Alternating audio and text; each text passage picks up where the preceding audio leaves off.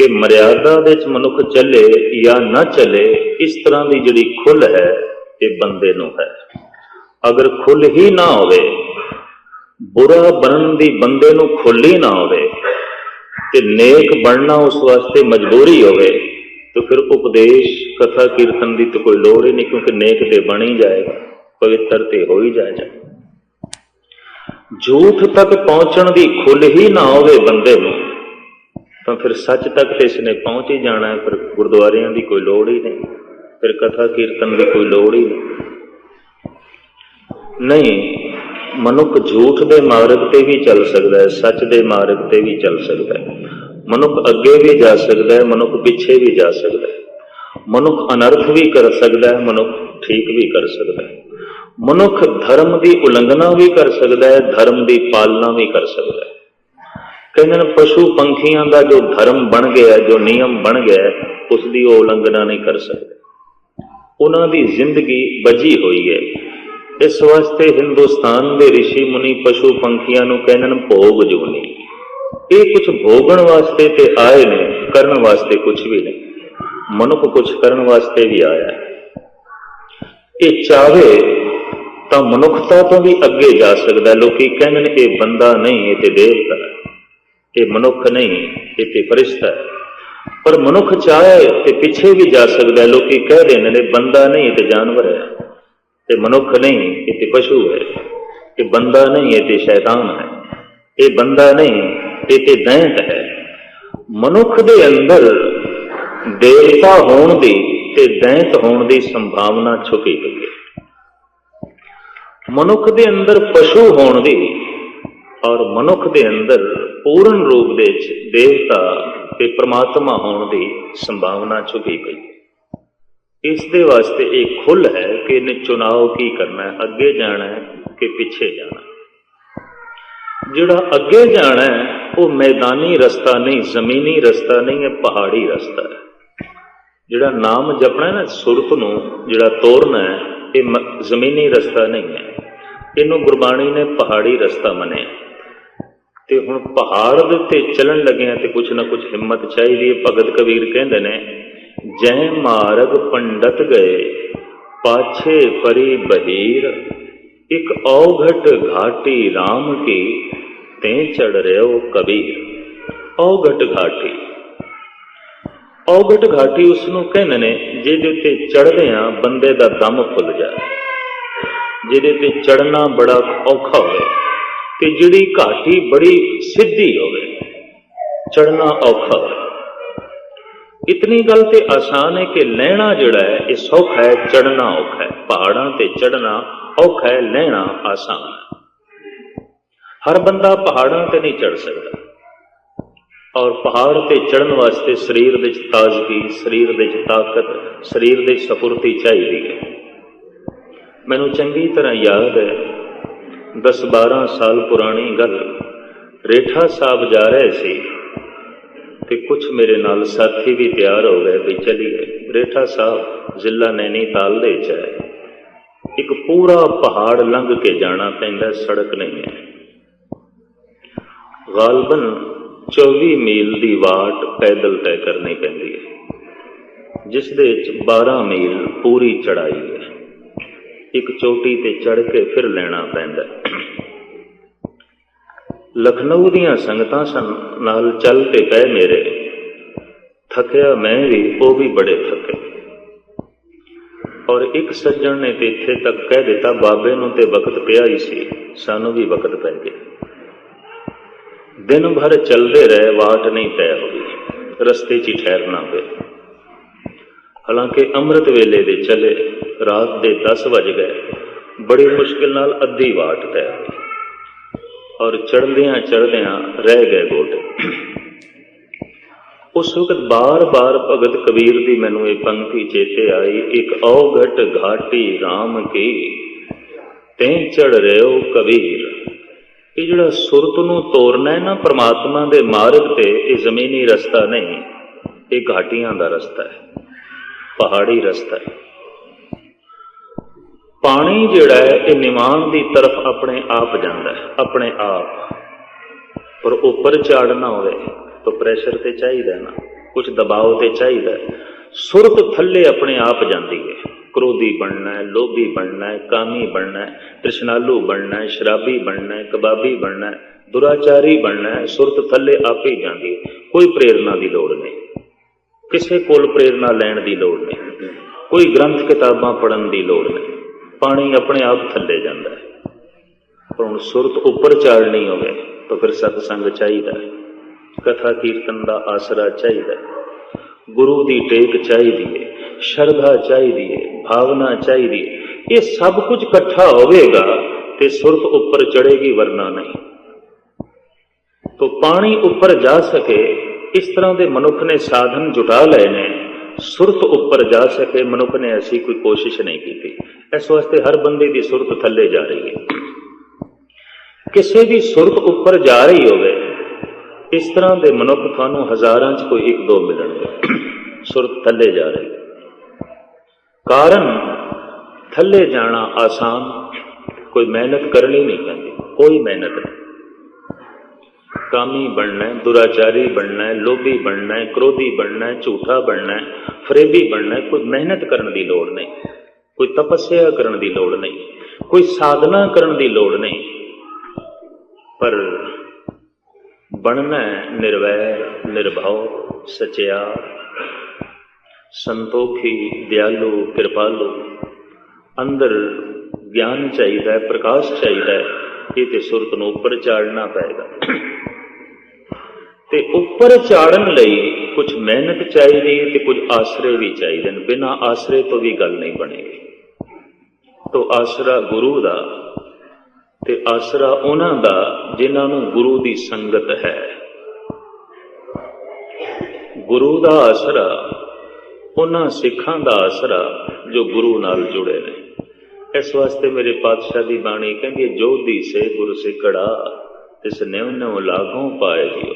ऐ गुरु, मैं तैथों ते बलहार जाना, पर मैं तेरे उन्हां सिखां तो भी बलहार जाना जो तेरे तक पहुंच गए ने, जिन्हां दी सुरत उपर जा रही है, जो सच दे मार्ग पे चल रहे हैं। तो फिर मैं अर्ज करा, जमीनी रास्ता नहीं है सुरत चाड़ना, पहाड़ी रास्ता है। इनू औघट घाटी भगत कबीर ने कहा है, इनू औघट घाटी ही भगत रविदास ने कहा। घट अवघट डूंगर घना, एक निर्गुण बैल हमार घट अवघट। जिहड़ी घाटी बड़ी बिखड़ी होवे, बहुत बिखड़ी होवे, जिस दे ते चढ़ना बड़ा औखा होवे। मैं अपनी जिंदगी दे 3 पहाड़ां ते चढ़िया, हेमकुंड साहब, अमरनाथ ते रेठा साहब।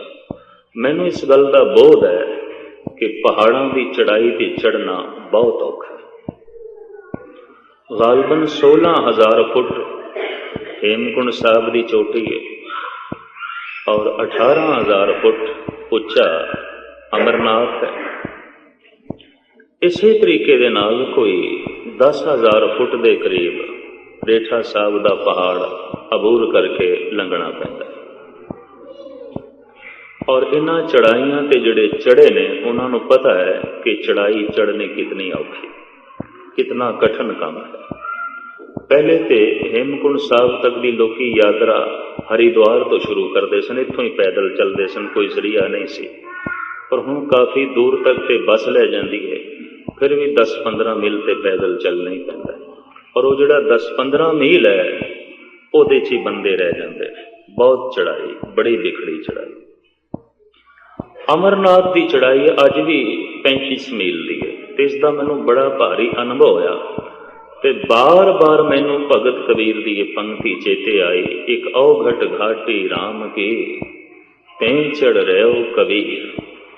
राम की घाटी बड़ी बिखड़ी घाटी है। परमात्मा का नाम जपना पहाड़ी रास्ता है, जमीनी रास्ता नहीं है, पहाड़ी रास्ता है। और सुरत चाड़नी है। और फिर कबीर कहने ने ये रास्ता ऐसा, ना अगे कोई जा रहा है ना पिछे कोई आ रहा है। देखो ना, जिस रस्ते के उत्ते कोई अगे भी जा रहे हो, कोई पिछों भी आ रहे हैं, तो बंदे नूं ढारस मिलती है कि रस्ता चलता पे।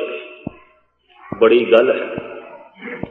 हुण कबीर कहंदे मैं उस रस्ते ते जा रहा, अगे कोई नहीं जिन्हों वेख के उत्साह वधावां, ते मेरे पिछे भी कोई नहीं आ रहा ਜਿਹਨੂੰ ਵੇਖ ਕੇ ਮੇਰੀ ਆਸ ਵੱਜੇ ਬਈ ਨਿਰਾ ਮੈਂ ਨਹੀਂ ਜਾ ਰਿਹਾ, ਹੋਰ ਵੀ ਨਹੀਂ। ਕਬੀਰ ਕਹਿੰਦੇ ਨੇ ਕੱਲਿਆਂ ਹੀ ਜਾਣਾ ਪੈ ਰਿਹਾ। ਯਕੀਨ ਜਾਣੋ, ਜਦ ਕਦੀ ਤੁਸੀਂ ਨਾਮ ਜਪੋਗੇ ਤੇ ਸੁਰਤ ਉੱਚੀ ਹੋਵੇਗੀ, ਤੁਹਾਨੂੰ ਪਤਾ ਚੱਲੇਗਾ ਇਸ ਮਾਰਗ ਦਾ ਮੈਂ ਇਕੱਲਾ ਹੀ ਪਾਉਂਦੀ ਹਾਂ, ਹੋਰ ਕੋਈ ਸਾਥੀ ਨਹੀਂ ਹੈ ਵੀ ਕੋਈ ਨਹੀਂ, ਵਾਕਈ ਸਾਥੀ ਨਹੀਂ ਨੇ। ਇਕਬਾਲ ਹੋਇਆ ਬੜਾ ਪ੍ਰਸਿੱਧ ਉਰਦੂ ਦਾ ਸ਼ਾਇਰ, ਉਹ ਕਹਿੰਦਾ ਕਾਫਿਲੇ ਜਾਂ बढ़ गए या मिट गए, रास्ते सुनसान नजर आते हैं। ਕਹਿੰਦਾ ਜਿਹੜੇ ਕਾਫਲੇ ਇਕੱਠੇ ਮਨੁੱਖ ਚੱਲੇ ਸਨ ਨਾ ਖੁਦਾ ਦੇ ਮਾਰਗ ਤੇ, ਉਹ ਕੁਛ ਤੇ ਪਹੁੰਚ ਗਏ ਨੇ ਤੇ ਕੁਛ ਰਸਤੇ 'ਚ ਮਰ ਖਪ ਗਏ ਨੇ। ਹੁਣ ਰਸਤੇ ਉਜੜੇ ਪਏ ਨੇ, ਹੁਣ ਕੋਈ ਨਹੀਂ ਚੱਲਦਾ। ਚੱਲਿਆ ਸੀ ਜਿਸ ਰਸਤੇ ਤੇ ਕਬੀਰ, ਅੱਜ ਕੌਣ ਚੱਲਦਾ?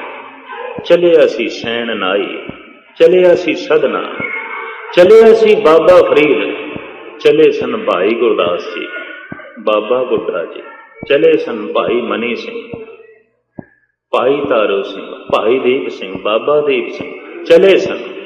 ਤੋ ਇਕਬਾਲ ਕਹਿੰਦੇ ਨੇ ਕਿਸੇ ਵਕਤ ਜਿਹੜੇ ਇਹ ਕਾਫਲੇ ਚਲੇ ਸਨ, ਕੁਝ ਪਹੁੰਚ ਗਏ, ਕੁਝ ਰਸਤੇ 'ਚ ਹੀ ਖੱਪ ਗਏ, ਨਹੀਂ ਪਹੁੰਚ ਸਕੇ, ਤੇ ਹੁਣ ਰਸਤਾ ਉਜੜਿਆ ਪਿਆ।